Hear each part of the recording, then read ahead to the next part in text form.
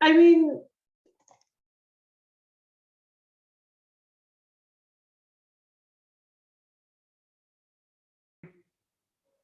Frank, I'm going to turn it over to you. Okay. Zara, what's on the next part of the agenda? Is that Rachel Miner and the changing of the name yet? yes, we have Rachel Miner and Kathy Prince here with us to give us a quick presentation. This is an action item. Yeah, I just want to bring it to the board's attention that I've been in conversations with the Grayton Rancheria tribe about, we received a letter expressing their concern about the Jesse Peter Museum. And when I came here, it was just known as the SRJC Museum, and then it got changed to Jesse Peter. And now we're looking at changing it back to SRJC Multicultural Museum, I believe. And so I'm going to turn it over. This is something I support. I think it would be out of respect to the tribe. And I've had conversations with Rachel and with Kathy Prince, and I really appreciate all the background work they've done on it. So I'm going to turn it over to Kathy and to Rachel to give you some background and answer any questions you might have.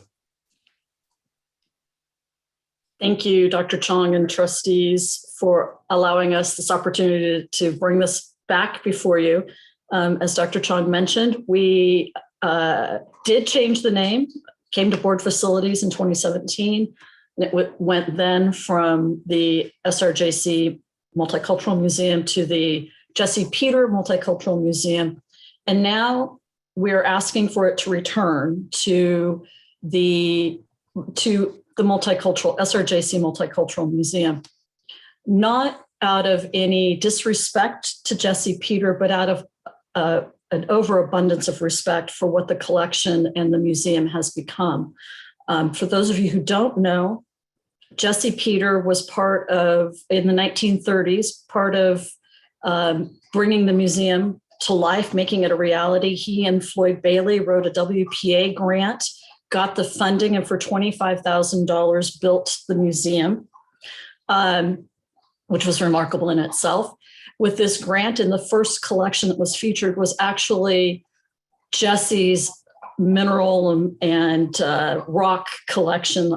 He was an avid collector. He was trained at Cal Berkeley as a mining engineer. He worked in the gold mines in Alaska. So he really had a focus on geology and stones, and he brought those items to the collection to make it a part of the museum. But he also got kind of bit by the collection bug of the time. And I mean, the early museum, the early collection was during a time when people didn't really understand the stewardship so much of collecting. They collected because they thought that the Native American culture was stagnant or dying, or that this was a way to preserve a dying culture. And we know that that's not true. So we want to take the emphasis off of the Jesse Peter and really put the emphasis on the multicultural aspect, because that's what the museum has grown and changed to become. Jesse Peter Multicultural Museum no longer reflects what the museum embodies, and it doesn't represent the mission and vision of SRJC. Removing Jesse Peter puts the focus back on the multicultural, diverse collection that Rachel is a steward of, that our community knows that they can come and see the vast cultures that have come in and around our area and from around the world.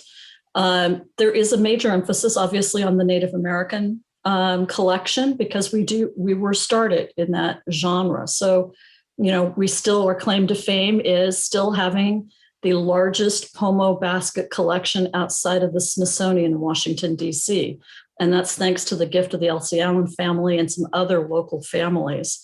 So we are here today to ask that this go forward, and that the facilities committee is willing to put this on the agenda for the board to approve us changing the name and really sending a strong message that the college, the museum stands on Pomo land, and we're changing the name to honor the fact of the community that helped build where we are now as a college. And it also, I'm going to read you a line that was written from our talking points, because I think this really truly says it all, is that this change clearly demonstrates our opposition to the historical and systematic desecration of tribal cultural resources and history, which is counter to the college's mission of inclusivity and diversity. We're not alone in making this change. Some of you may know that Cal Berkeley renamed Kroeber Hall a few months back. Kroeber was a leading anthropologist, archaeologist in the field in the 30s and 40s. Jesse Peter would have been influenced by what was going on during that time. Jesse was not a trained anthropologist, archaeologist. He was a gem and mineral guy. So we don't want to take the focus off of Jesse as being not having been a founder, but we really want to put the emphasis on what we represent. So that's what we're hoping to succeed with today, with your support and approval. I did take this to the faculty. This museum is under the behavioral sciences cluster and the anthropology faculty in particular. And they all approved of this change. They felt it was appropriate, timely, and would send a clear message to the community and to the Native American population that we truly believe and understand that we've been given a sacred gift that we are stewards of. Thank you, Kathy. Is Rachel, do you have anything to add, or is the chief? I feel like Kathy covered everything pretty well. Thank you. She does that very well. She knows how to spread the ham on the bread. I learned from the best. I have something to add that I have a comment and a question. First of all, I agree. Your how you phrased everything was really eloquent, and I totally agree with you. And Dr. Chong knows that I've been hearing rumblings for a number of years, and I think I've even mentioned it to Rachel, from a number of people that were concerned about the care and stewardship of the things in the museum, coming from members of the tribe. One guy in particular that I taught with, who is in charge of sacred sites for the tribe. So I totally 100% support this. And you explain it eloquently. So you have my support. Thank you. My question is, and this is a personal thing because I've been saying the wrong thing. I thought the largest collection of pomo baskets was in the Hermitage in Russia. Mm. And I guess I'm wrong that they took so many when, from Fort Ross, and they raided. And I think somehow I have this in my head when my in-laws went and saw the Hermitage, and that's what they say. What do you know? What's the truth? Yeah, so just to kind of, yes, it's not the largest collection outside of the Smithsonian necessarily. I believe it is definitely the largest collection that was built by a weaver. So the collection was created entirely by Native people who created the baskets, and that's a very rare thing in the museum world. Most collections of this size are, hodgepodge collections that we don't necessarily know who made the baskets, et cetera. So in the collection that's at the Jesse Peter, the Elsie Allen basket collection, we know almost every single basket, who made it, when it was made, and a great amount of historical information about it. So that's the rarest part about this collection. And thanks, Maggie, for clearing that up, because this is what I've always been. Teresa had me memorized. Well, I now stand corrected. The Hermitage is number one. And it is one of the largest. Yes. Oh, one, okay. Yeah, it still is one of the largest. Definitely. But they were gifts. Yeah. They were gifts. Correct. And Maggie, I know you didn't ask this, but quite quickly, part of stewardship of the collection in case any of the trustees is asked this, because this is an important community piece of knowledge. The Native American Graves Repatriation Act, NAGPRA, which I know Maggie has heard some about from a prior meeting, governs how the artifacts in the collection are handled. And we cannot own artifacts that are considered sacred, culturally important. There's a whole list of categories. And in this whole process, Rachel has been phenomenal in getting the inventory that we have that are in these sacred categories out to our tribes, and has sent over 48 emails and letters out with the collection for the tribes to look at. And the next step is for them to, if there's something on there that they feel belongs to them, then we start the process of repatriating. We hold very clear in our hearts that our mission is not to hold on to somebody's sacred culture, but to return it to the family it belongs in. And this is our opportunity to do right by those people who might have collected things inappropriately in the past. So and these items are not on display. So Maggie, your colleague before might have worried we had sacred objects on display. We do not display them. They are treated with the utmost respect, and they are awaiting return to their home. So in case you are asked, and I know that could come up, please know that we're not part of the grave robber tradition. Very cool. I've got a question. So I don't have any issue with it at all. Is there still the Jesse Peter family in the area, or any connection with the JC or whatever? I mean, I would think if there was, they would need to be notified, a note from the group or something to say what the consideration is. Just, trying to not cause any issues. And I don't, of course, know the answer to that. I don't know if anybody else does either. I've been unable to find any descendants or relatives of Jesse Peter. Good. Okay. We did an 80th commemorative during the 100th anniversary. The museum was had an 80th anniversary, and so at that time we were looking for the family, because Rachel staged an exhibit about Jesse at that time. Okay. Okay. Do you need a motion or anything? Yep. Or we need a motion? Zara says yes. You need a motion. Okay. Well, I'll also move to change it to the as you designated from the Jesse Peters to the, what was it? The cultural multicultural.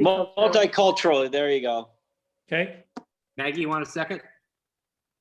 Thank you. Okay, guys, all in favor? Aye. Aye. Opposed? Okay, send it on to the board. Thank you. Thank you very much. We really appreciate your support. Sarah? Sarah? Will you request a presentation at the full board meeting, or from Kathy and Rachel?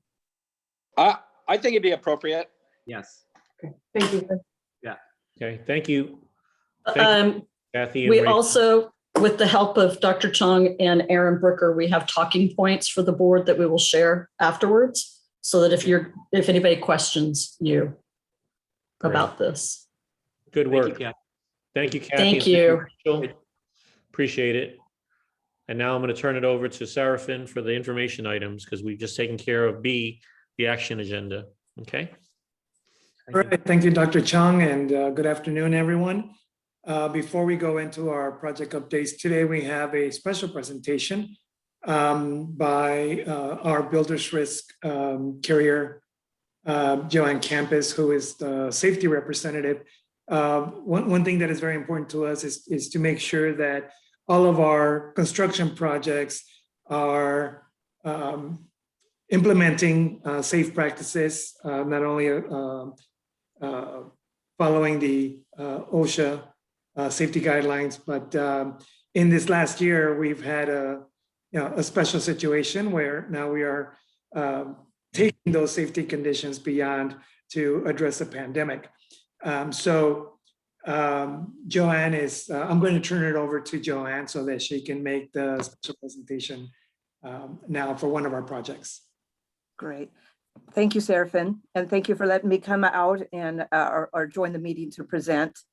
The district chose to purchase all the insurance for the Petaluma Campus Science Edition project. They purchased it, an owner-controlled insurance program called SOUP, the statewide educational wrap-up program. And I'll move my screen down here. So the SOUP JPA Board of Directors recognizes the project team for their safety efforts during the duration of the project. The project team includes the district and the construction management team of the district, and also the general contractor, JL Construction. So this project, the criteria for the safety award is that it must be at least $3 million. And of course, it did exceed that. It's about $5.2 million. Has a workers' compensation loss ratio at less than 20%, excuse me, and a general liability loss ratio less than 5%. This project, the experience that the contractors achieved were no claims at all, no work-related injuries, no general liability incidents, and no property damage. And because of their outstanding safety efforts, Good, how are you? the board of directors likes to present an award plaque. I'd like to present this virtually to Frank from JL Construction. Let me see if I can get it here. There we go. Let's see if the camera will. Thank you very much, Joanne, and I humbly accept it on behalf of Seraphin and Samita and the team at Petaluma for all their good work. This is music to our ears because we're always worried about safety. And as you know, Joanne, we had some real serious challenges with COVID this year on top of everything else. So to win an award like this really speaks to the dedication of our team. Again, Seraphin and Samita and the rest of the team really worked very hard. And for those board members who haven't been to the science lab, a wing, it's quite a very impressive piece of work. So thank you, Joanne. I really appreciate it. And I accept it humbly, and hopefully you can send it to us and we'll proudly display it somewhere prominent. Yes, I'll be up at the district. I'll be up at Santa Rosa campus sometime this month, and I'll bring it up. I'll check in to see where I can drop it off. I could take it to Seraphin or to Heather or the facilities.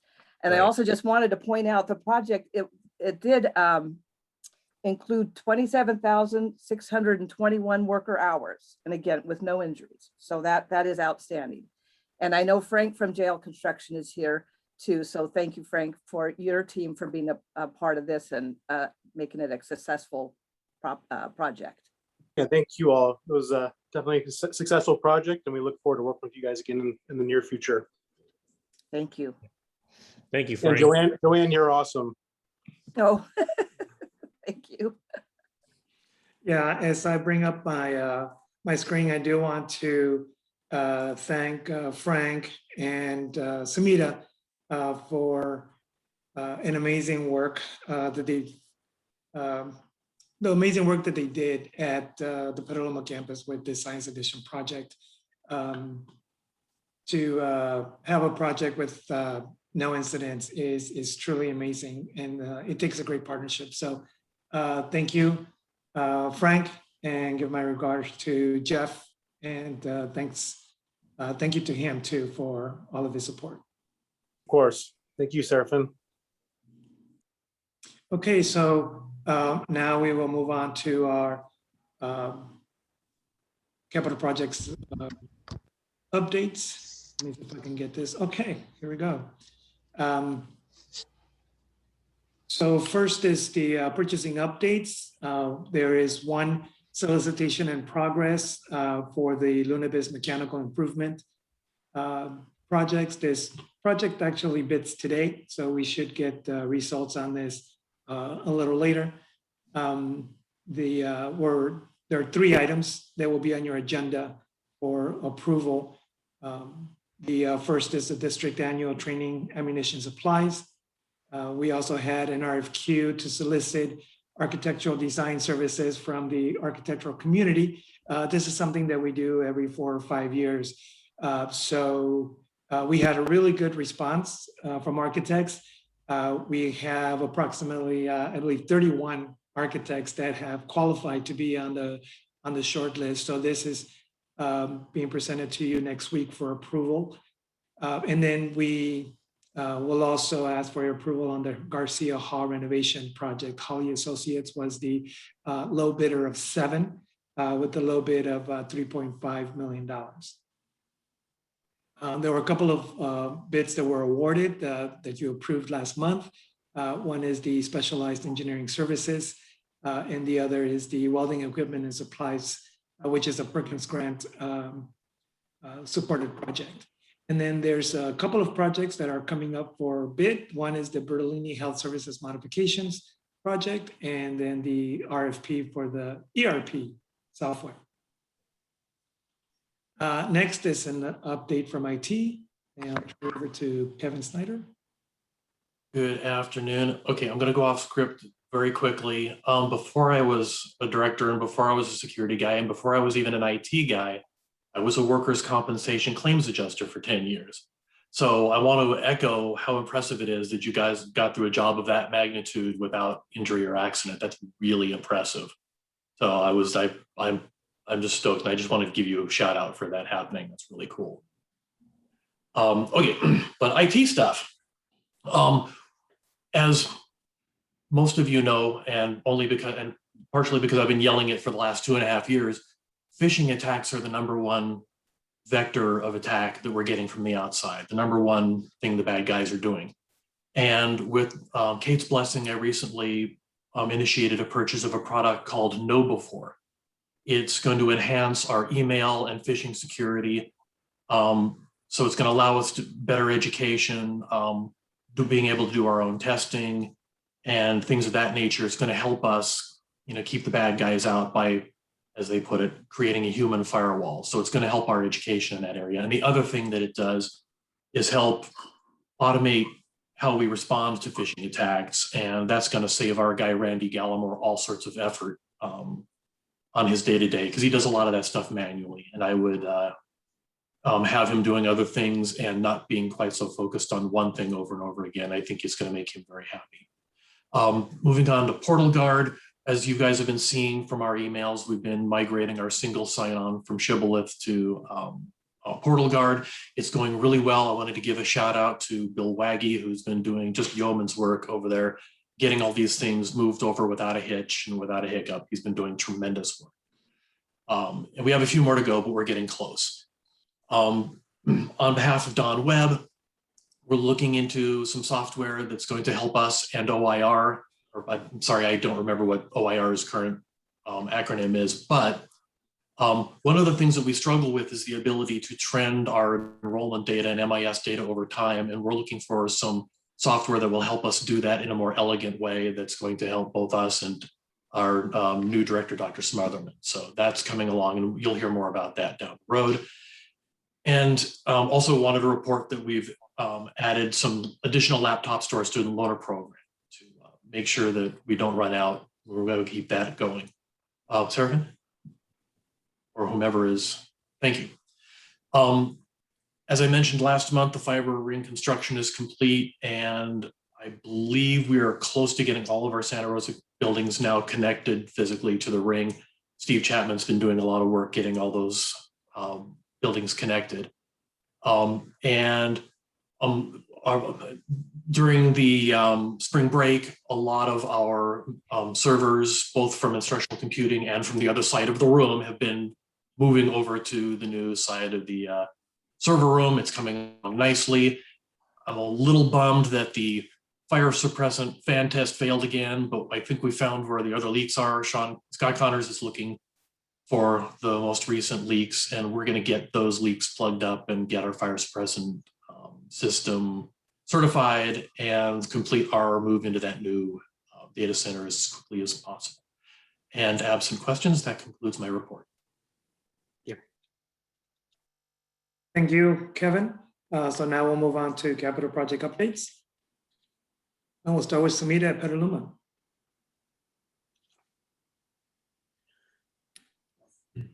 Good afternoon. You'll see this month on the board agenda, we will be submitting the next round of furniture package for the Petaluma Student Life Project. This will be for the Welcome Center desk area, the main building 500 furniture, which you're seeing right here, lounge seating, some student desk areas for studying and congregating. In addition to that, we're going to be submitting for the think rooms. You're seeing that on the left, as well as the custom reception desk, which will also have the reclaimed wood as you're seeing here on the rendering. We have the same reclaimed wood on the building itself as well. Other updates in Petaluma, we are in the design development phase with TLCD for the construction center project. The Fashion Lab has moved over to Petaluma and is currently existing in the what still is the tutorial space, just not currently being used, obviously. We are planning further departmental moves in order to make this location the final resting place for the Fashion Lab. The Petaluma pantry area, we're beginning the application process to make sure that they are, the permit application is moved over to the building 500 location. And then the Petaluma kitchen project is back online and in design. I believe that's all I have for you today. Okay, thank you, Sumita. Next, for the center plant project is, okay, I think He's just entered the room. We're entering. okay. Scott is just coming in, so you can go over the center plant project.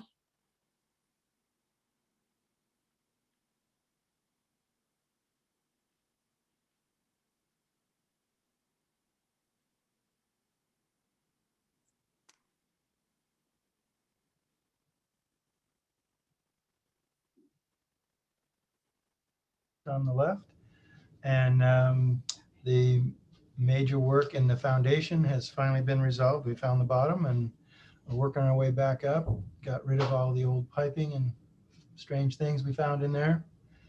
And the fire sprinklers have begun. You can see them in the center picture there.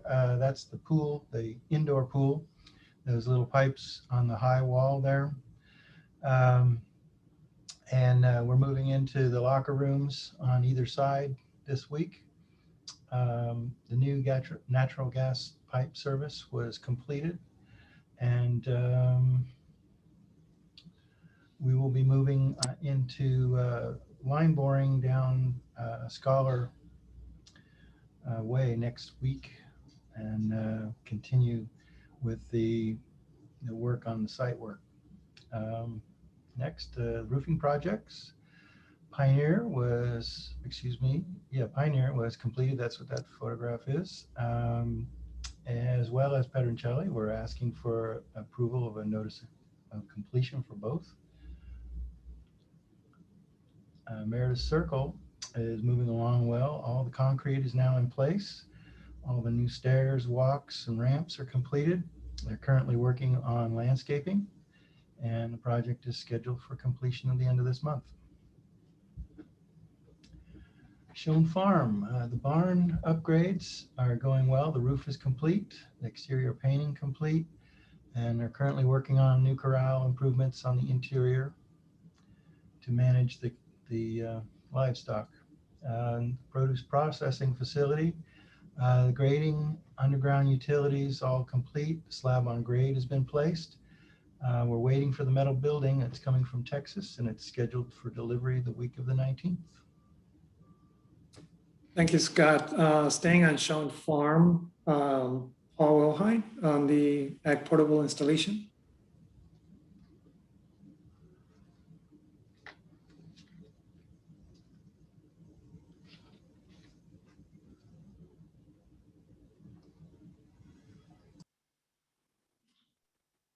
Paul, you're probably still on mute.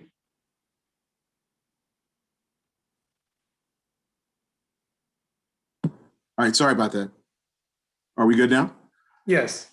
All right, yes. So the pad is being built, as you see in both the photos, and these are the first 2 pads that are being built. We also have done moisture protection, and we're making sure that there is no,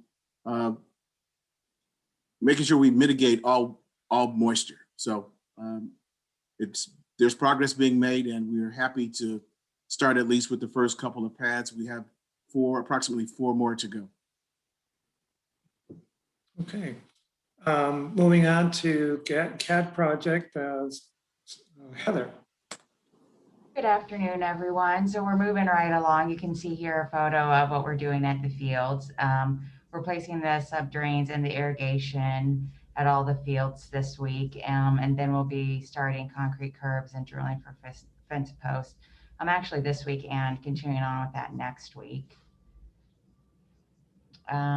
We're also working on the new field house at Bailey Field. You can see in the photo, we have rebar in, and we are going to be doing a concrete pour for the footings. This Thursday actually moved up a day from when I wrote the report.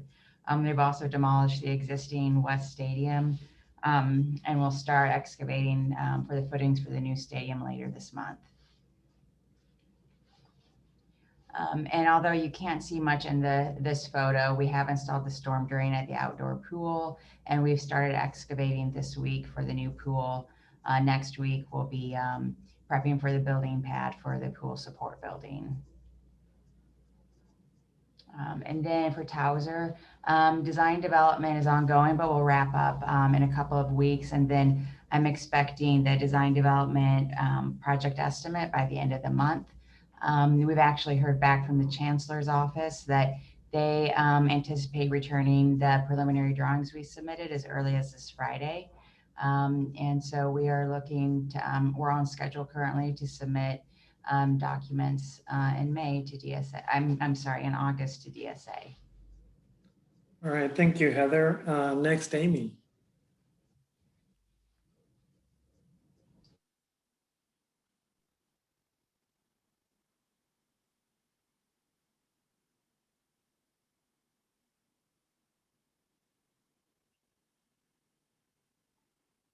Amy, you're on mute. The Windsor and Petaluma and Santa Rosa campus plans have been submitted to DSA, and we have received submittal approval for both Petaluma and Windsor, and I expect Santa Rosa by next week. The GMP has been presented and is going to be reviewed this week, actually, and that will allow hopefully me to start phase 2 and start programming some of the doors, pre-wiring, and order the long lead items that the emergency towers specifically. The project is slated for completion April 2022, and I want to add something. I'm shooting to get the Petaluma and the Windsor site completed for the fall. Can I have a question? Sure. Yeah, I was just wondering if you could refresh my memory exactly. I understood what was going on in the emeritus and the locks and the doors and the cameras. Could you just give me a brief reminder of what's happening in Petaluma, Windsor, and Santa Rosa in addition to that? Yeah, absolutely. In addition to the doors, there will be some of the cell towers, the emergency tower, call towers are dysfunctional, especially on the Santa Rosa campus. So we're going to be reinstating all of those, as well as adding more on all 3 campuses. We're also going to be updating all the key boxes and updating some of them and providing brand new ones for on the campuses, as well as fixing all the cameras that many of them don't work, and adding, probably doubling the amount of video cameras that we have, and updating the software with the PD system. Right. Interesting. Okay. So this would include all of the buildings in all of the campuses. Mm-hmm. Very similar scope as what we did in emeritus, but now we're reaching out to all of the buildings. Right, okay. Yeah, in addition to the call towers, like Amy mentioned, and we'll also be upgrading and replacing the head-end equipment that is at the district police headquarters. So all of that is included in this project. Oh, and also I forgot to mention the elevators, if we were hoping to include that as well. They need updating, their control panels are old, and we're hoping to do that as well.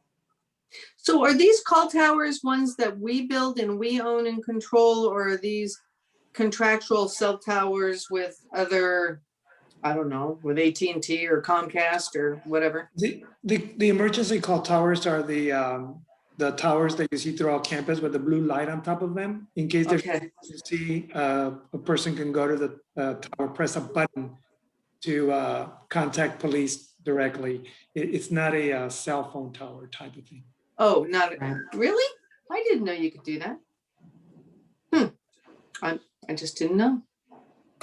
Okay, thank you. Sure. Baker Hall renovation is started. We've completed the abatement, and actually we're going on to the plumbing and electrical demolition this week, and I've scheduled 9-month timeframe for completion of that project.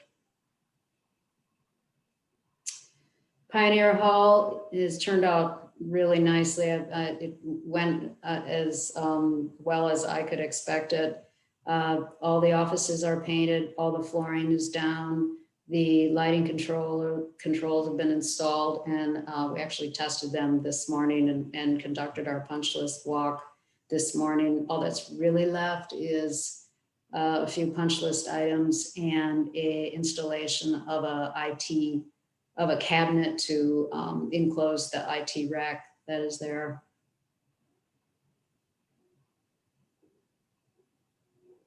That's the finish in the front with the floors. The lighting is really nice in that space. Thank you, Amy. Angela.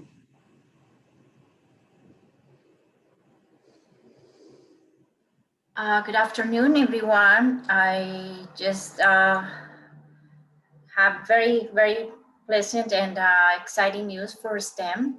We are moving really well with our ground improvements, not any kind of events, the normal events, funding some and unforeseen piping and items that are normal for our undergrounds.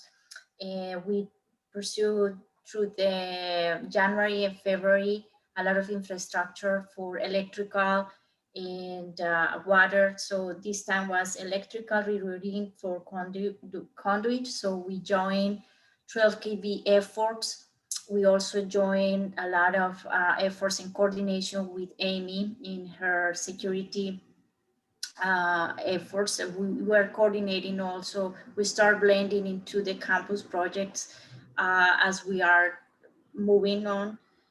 And so this is kind of a progress pictures of what we are doing very quietly, but believe me, it's a lot of work involved with the infrastructure underground. And now we're starting also the alternate phase 1, where you see a lot of facing around, protection, safety, and we are going to start that to accelerate a little bit and prepare for upcoming college events if students and staff are coming back. So we are probably ahead of this infrastructure and parking availability for them. So basically that's exciting because right now we are building the vibration sound columns and in our site that is preparing our foundation. So it's one of the solid bases where we have to rely on our building. So it's exciting for us as engineers and architects. And then you just start going, the building start raising little by little, and that is really good news for us. So thank you. Thank you, Angela. And lastly, we have 13 items to go before you next week for approval.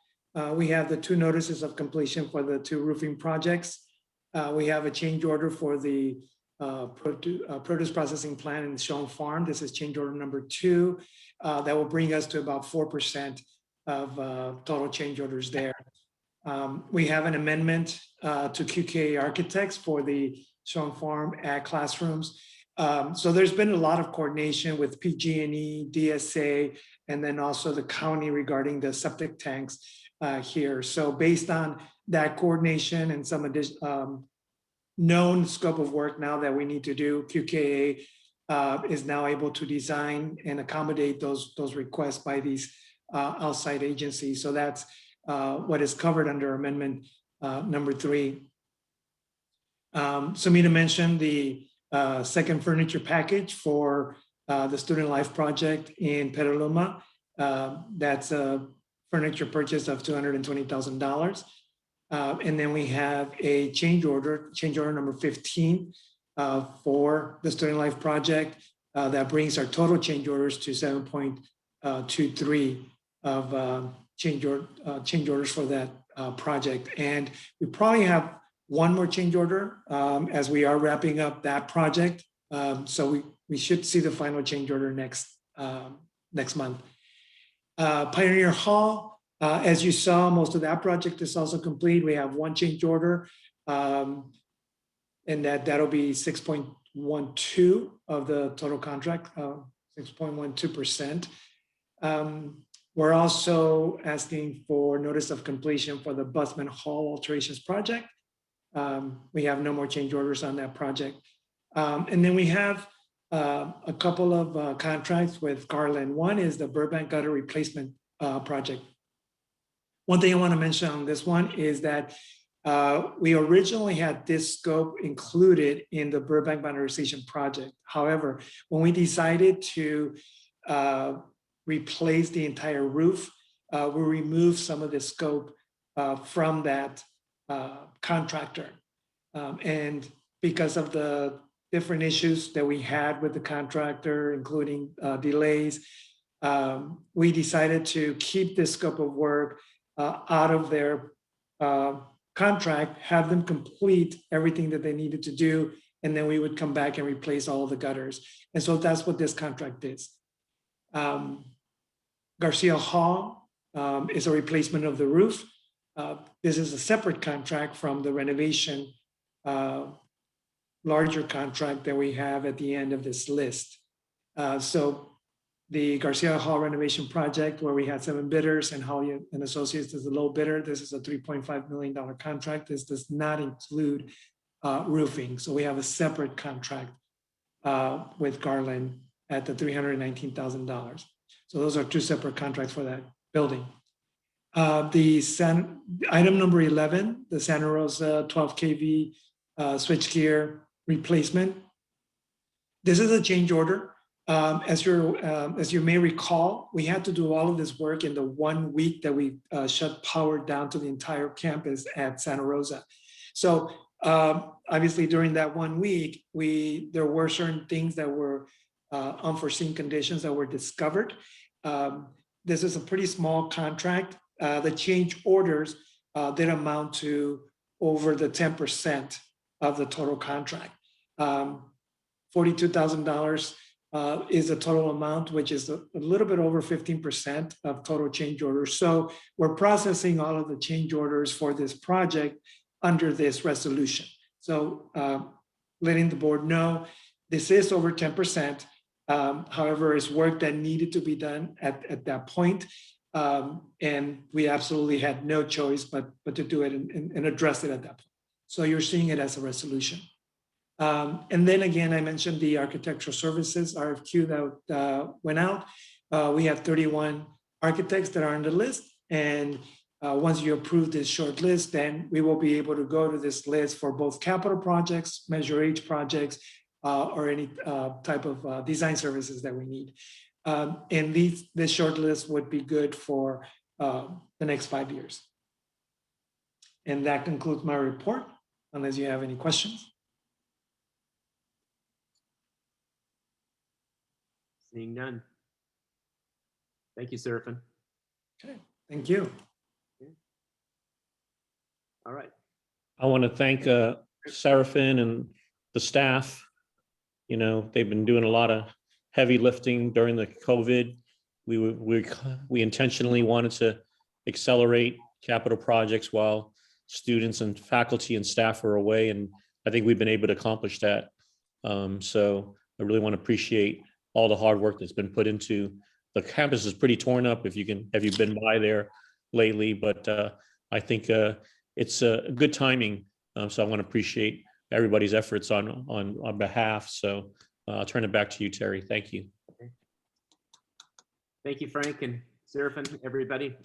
Great reports, and meeting adjourned. Thank you. Take care. All right, see you guys next week. You too, All Steve. right.